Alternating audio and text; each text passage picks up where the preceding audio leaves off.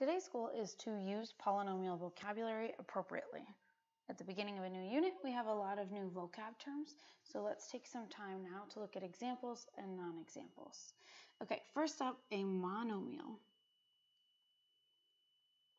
Mono means one, and nomial means name. So these are what we call one-name terms. So these are terms that are in the form a times x to the n, where n is a whole number. So whole numbers are like 0, 1, 2, 3, and so on. Okay, so let's look at some examples. Examples would be terms like 4x cubed, or 2x to the 9th, or 0.1 x to the 7th, or 3, because actually 3 is the same as 3x to the 0.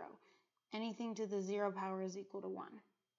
Or 2/8 or 2/9 x or 1/4 x to the 14th, or pi x, because that would be pi times x to the first, and pi is just a number, totally fine. It could be negative pi x.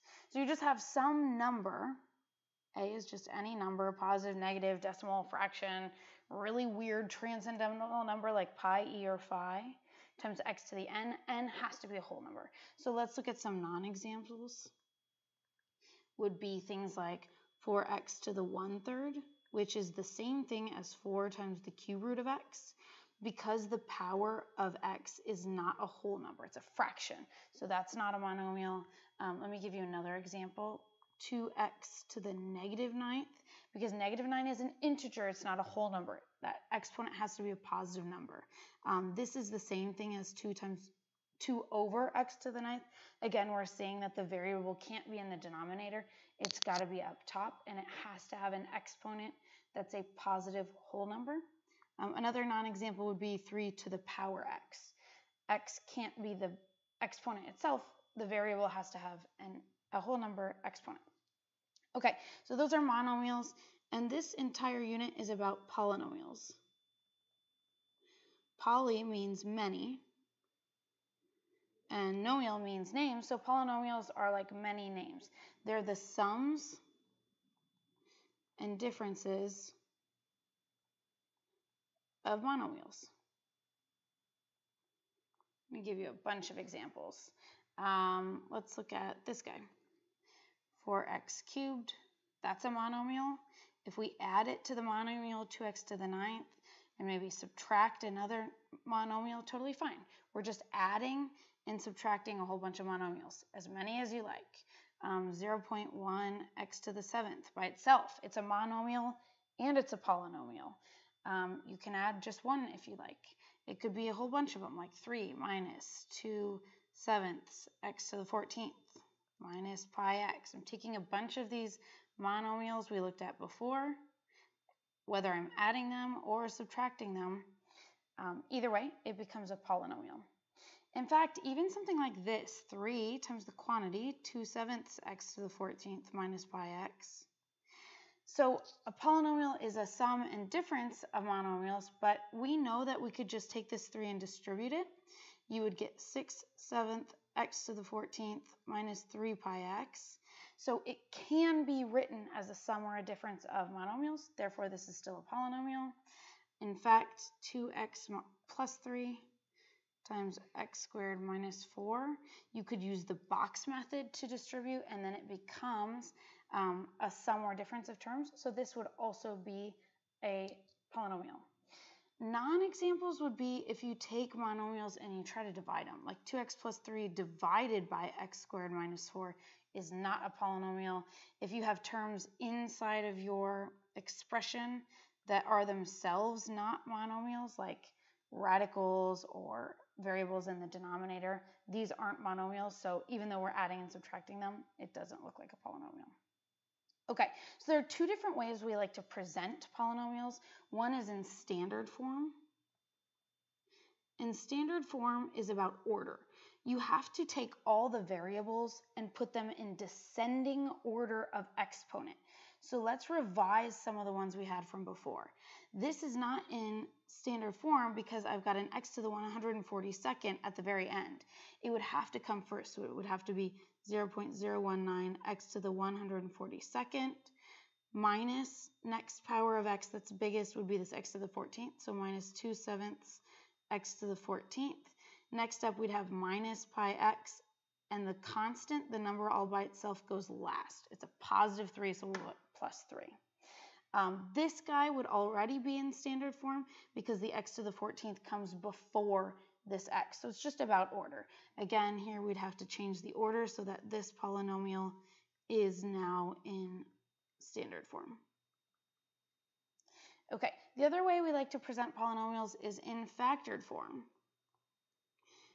Factored form means it looks like the product, or you're multiplying a bunch of linear factors. And linear factors, you can multiply together as many of them as you wish. Linear factors look like mx plus b, meaning you don't have an x squared, you don't have an x cubed, or an x to anything other than x to the hidden 1. So if we look up here, this function is, it looks like it's partially factored because it looks, this expression is partially factored because we have sets of factors in parentheses and they're next to each other, so they're being multiplied. But x squared means it's not a linear factor, so we could factor this into 2x plus 3. X squared minus 4 factors into x plus 2 times x minus 2.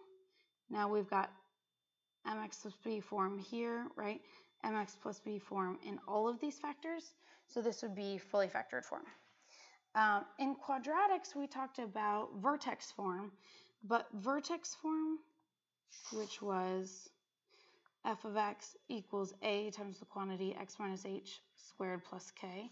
This is unique to quadratics. We won't talk about it for the rest of the unit because quadratics are the only functions with this one clear vertex. The other polynomials we're dealing with, they don't have a vertex. These are just sort of local maxes and local mins.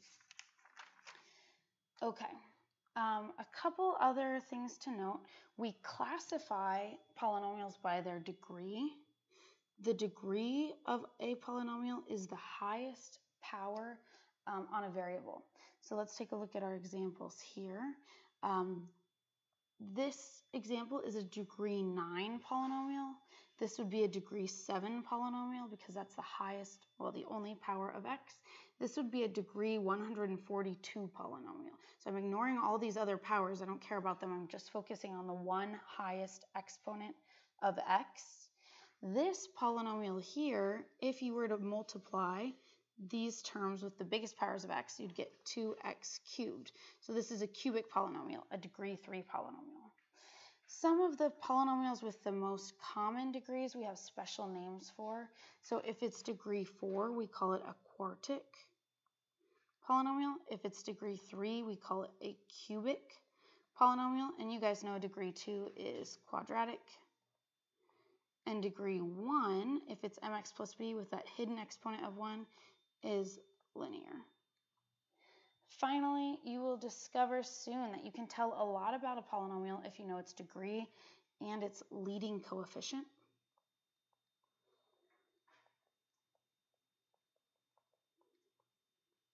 A coefficient is a number you're multiplying a variable by. So if we're talking about the leading coefficient, we're talking about the coefficient of the highest power of x. So back to our examples. If we're looking at the highest power of x, which was 9, the leading coefficient here was positive 2. Here the only coefficient is, so the leading coefficient is positive 0.1. Here the leading coefficient is positive 0.019x. Of course, it's always easier to spot if your polynomial is in standard form, because then you're just looking at the first coefficient.